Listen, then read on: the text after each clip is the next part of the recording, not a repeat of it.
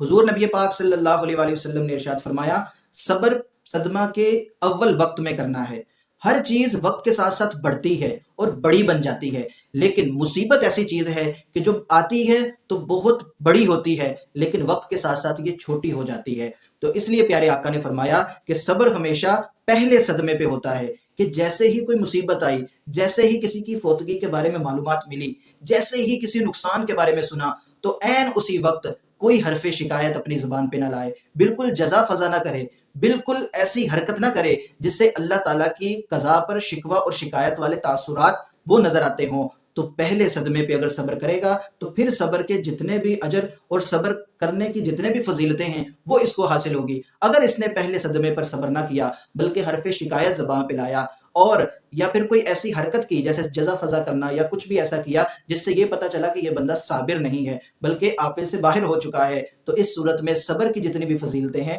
وہ اس بیچارے کو حاصل نہیں ہوگی۔